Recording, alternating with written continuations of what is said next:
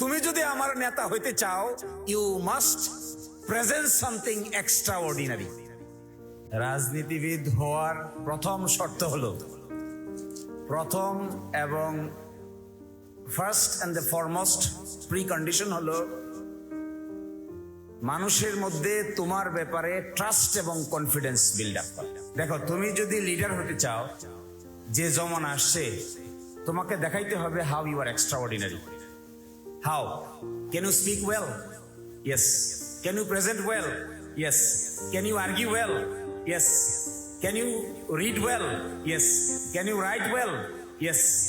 এই কতগুলো ইয়েস শিখবা।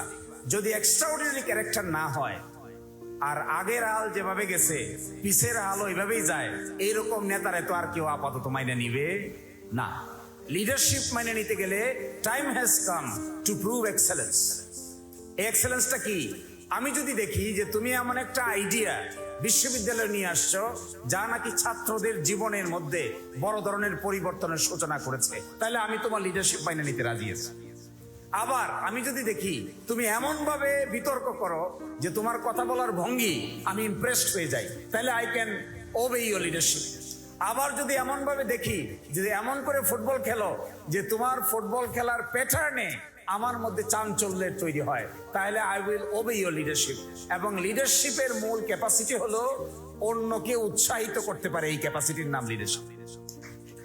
যদি ধরো তোমার কর্ম, তুমি ক্ষেতের মতো আলাপ করো, কি শব্দ ব্যবহার করো, কারে কি গালি দিয়ে দিচ্ছ, কোথায় ফেসবুকে কি স্ট্যাটাস দিয়ে দিচ্ছ, তোমাকে আমি নেতা মানবো কেন?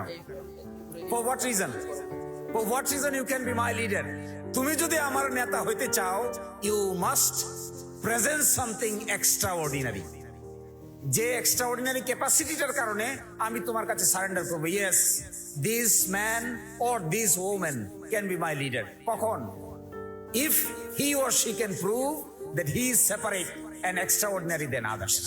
এই ক্যাপাসিটি না থাকলে আজকালকার দিনে শুধু মুর্দাবাদ আর জিন্দাবাদ দিয়া নেতা হওয়া সম্ভব না।